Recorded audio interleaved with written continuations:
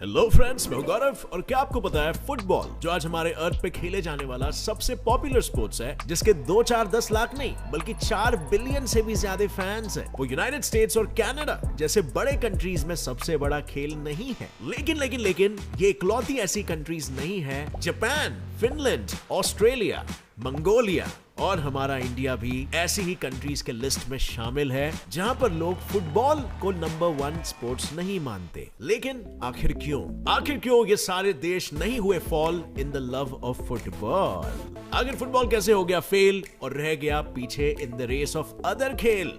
इसके रीजंस की लंबी लिस्ट आपको सुनाने से पहले मैं आपको बताना चाहता हूं कि हमारे इंडिया को 19th सेंचुरी में ही फीफा वालों ने फुटबॉल खेलने के लिए इन्विटेशन भेजा था। तो आज इंडिया की फीफा वाली रैंकिंग 105th पोजीशन पर कैसे है? अगर आप भी ऐसा ही सोच रहे हो तो चलिए चलते हैं इस सफर पर, जहां आपके मन में उठते इन सवालों के सैलाबों को मैं दूंगा जवाबों का साहिल मिटाकर सारे क्वेश्चन के ट्रेसेस हमारे आज के इस वीडियो में, जिसका टाइटल है why football failed at some places.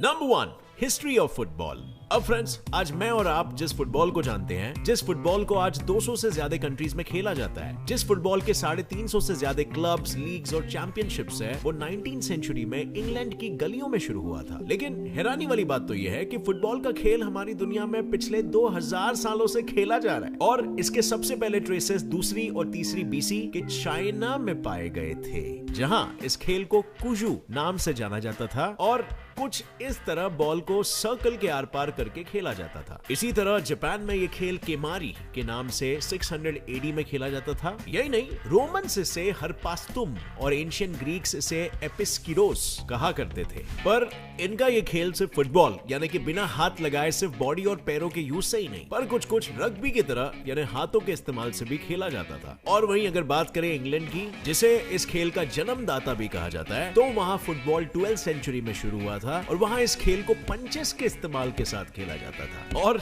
इस खेल को मॉब फुटबॉल बुलाया जाता था, जो इतना ज्यादा वायलेंट यानी कि हिंसात्मक हो जाता था कि लोगों के इस खेल को खेलते खेलते जान तक चली जाया करती थी, क्योंकि तब इस खेल के कोई रूल्स नहीं हुआ करते थे। और ये सब देखते हुए सन 1848 में इसके सबसे पहले रूल्स बनाए गए और फिर सालों बाद 1863 में पहले फुटबॉल एसोसिएशन का जन्म हुआ, जिसके बाद 19th सेंचुरी के खत्म होते होते ये खेल ब्रिटिशर्स ने पूरी दुनिया में फैला दिया और दुनिया भर में फुटबॉल क्लब्स बन गए। लेकिन फुटबॉल को वायरल होने का सबसे बड़ा मौका इंडस्ट्रियल रेवोल्यूशन में मिला, जब लोग काम के दौरान फैक्ट्री वगैरह में मिले और साथ में टीम्स और क्लब्स बनने लगे, क्योंकि इससे पहले ज्यादातर टीम्स और क्लब्स में स्कूल्स का पार्टिसिपेशन होता था, लेकिन अब वर्किंग क्लास के लोग भी इसमें शामिल हो गए। यही वो दौर था जब कई क्लब्स ने बेस्ट प्लेयर्स को अपने क्लब का हिस्सा बनाने के लिए महंगी कीमतें चुकाना शुरू कर दिया, जिससे फुटबॉल एक प्रोफेशनल स्पोर्ट्स में बदलने लगा और फिर तो फुटबॉल को देखने के लिए टिकट्स तक लगने लग गए।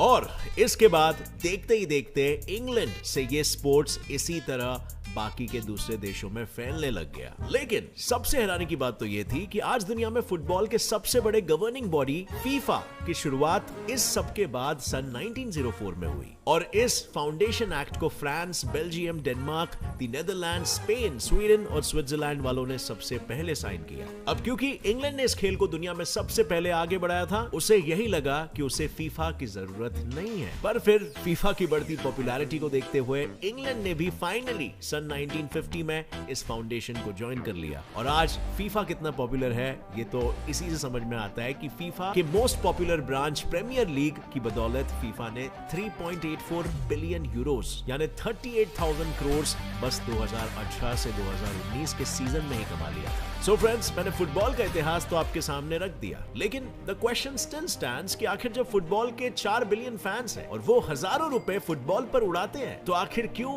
अभी भी कुछ ऐसे देश हैं जहां फुटबॉल अपने पैरों पर खड़ा नहीं हो पाया है? तो चलिए आपके इस फुटबॉल क्यों फेल हो गया कि गुड थी को जवाबों से सुलझाते हैं और सीखते हैं कुछ इंपॉर्टेंट रीजंस के बारे में।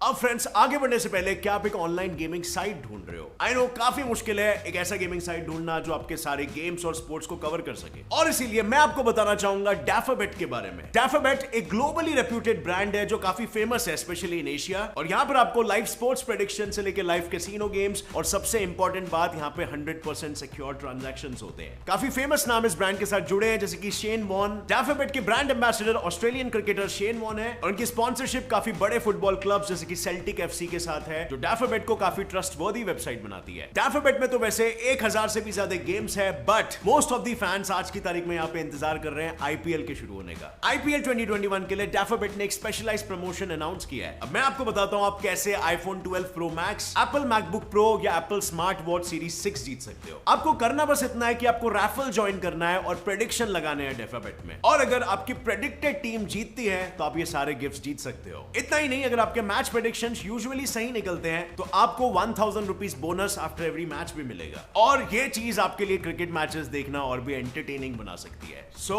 आप कौन से टीम को सपोर्ट करना चाहोगे? Click on the link below and go check out promotions in Dafabet website now.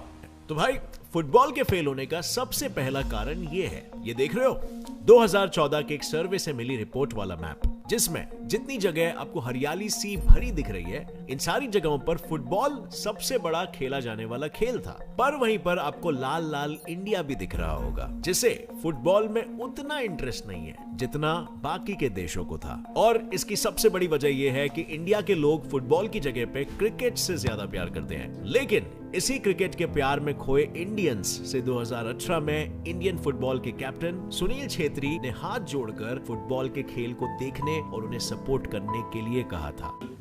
Please come and watch in the stadiums, come and watch us in the stadiums. उन्होंने तो लोगों से यहाँ तक ये भी कह दिया था कि स्टेडियम में आकर फैंस उन पर चिल्लाए, उन्हें बुरा भला कहे, लेकिन स्टेडियम आए। It's not fun to criticise और abuse on internet. Come to the stadium, do it on our face, scream at us, shout at us, abuse us। क्योंकि इंडिया के फुटबॉल को इंडियंस का सपोर्ट चाहिए, और ये बात कितनी बड़ी बात है ये आप इससे समझ सकते हो कि 2018 में रोनाल्डो और मेसी के बाद अगर कोई सबसे ज्यादा गोल मारने वाला फुटबॉल प्लेयर था तो वो कोई और नहीं बल्कि सुनील छेत्री थे। लेकिन आज की बात करें तो इंडिया फुटबॉल की तरफ कदम बढ़ाने लगा है। इंडिया में आज क्रिकेट के बाद सेकंड नंबर पर कोई और स्पोर्ट्स नहीं बल्कि फुटबॉल है। पर सिर्फ इंडिया ही नहीं, यूएस में भी अमेरिकन फुटबॉल, बास्केटबॉल और बेसबॉल जैसे खेल, ऑस्ट्रेलिया में ऑसी रूल्स के साथ खेले जाने वाला फुटबॉल, रग्बी, क्रिकेट, टेनिस और गोल्फ, इसके साथ ही कनाडा में आइस हॉकी और लिथुएनिया में बास्केटबॉल जैसे खेल फुटबॉल से ज्यादा लोगों में पॉपुलर है। इन सभी देशों में फुटबॉल के लिए पैशन की कमी ही फुटबॉल का सबसे बड़ा दुश्मन है।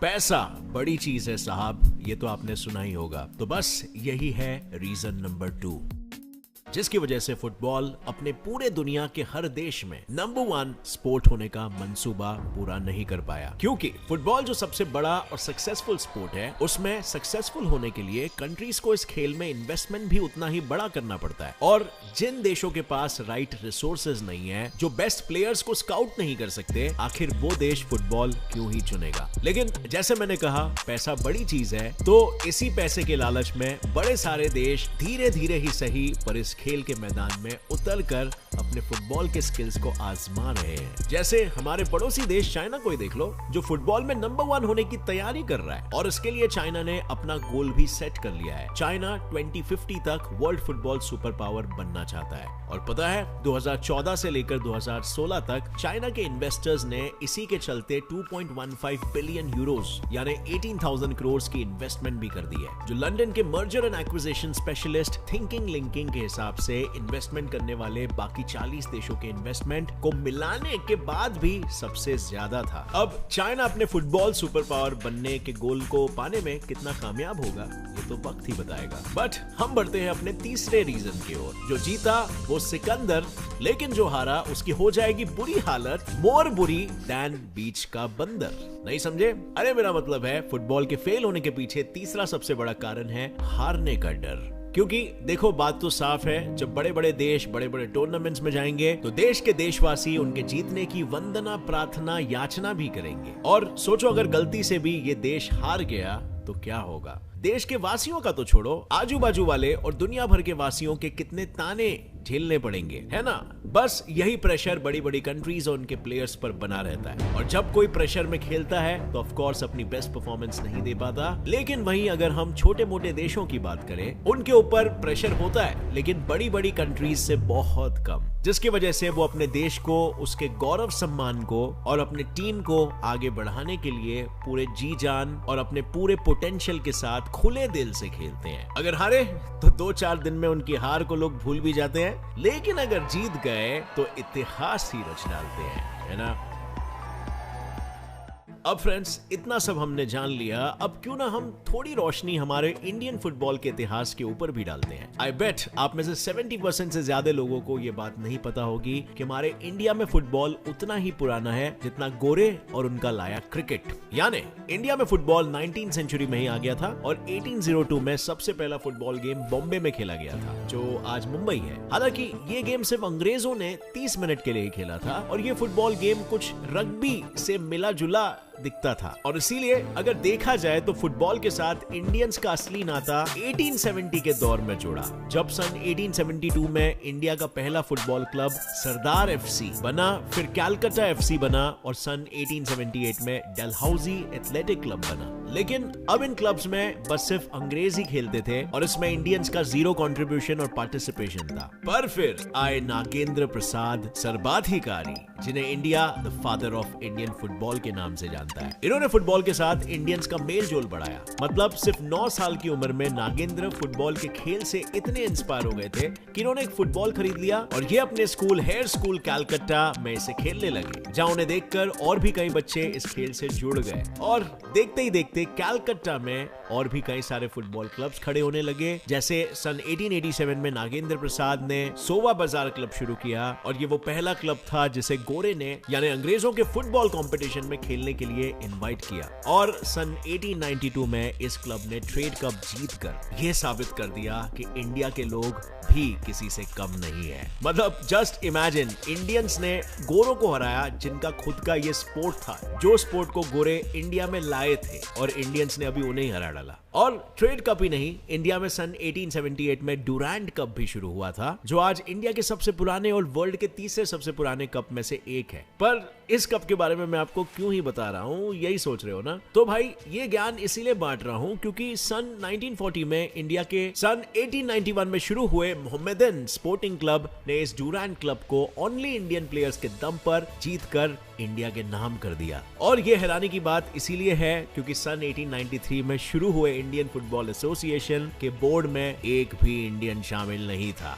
यही नहीं, इस एसोसिएशन ने शुरू किए IFA शील्ड यानी इंडिया के चौथे सबसे बड़े कप और वर्ल्ड के दूसरे सबसे बड़े कप के कंपटीशन को जीतने में इंडियंस को कई साल लगे थे, और सन 1911 में उन्हें जीत मिल पाई थी क्योंकि तब तक ब्रिटिशर्स ही इस कप को डोमिनेट कर रहे थे। और अगर हम बात करें सन 1951 से लेकर सन 1962 की, यानी उस दौर की जिसे इंडियन फुटबॉल का गोल्डन एरा कहा जाता है, इस दौर में तो पहले तो इंडिया ने 1948 में ही लंदन ओलंपिक्स में फ्रांस के साथ टक्कर की थी, वो भी बिना जूतों के। हालांकि इस टक्कर में इंडियन फुटबॉल टीम फ्रांस को हरा नहीं पाई थी, पर फिर भी हमने इतना अच्छा फुटबॉल खेला था कि फीफा ने 1950 में इंडिया को क्वालिफाई करके ब्राजील में होने वाले फीफा कप के लिए इन्विटेशन भेजा था। पर इंडिया फीफा नहीं पहुंची और आज इंडिया की फीफा रैंकिंग 105 पर है। इसके बाद इंडिया ने जब 1951 में एशियन गेम्स होस्ट किया था तो इंडिया की फुटबॉल टीम ने गोल्ड लाया। सन 1956 में इंडियन टीम 4th पोजीशन पर रही और सन 1962 के एशियन गेम्स में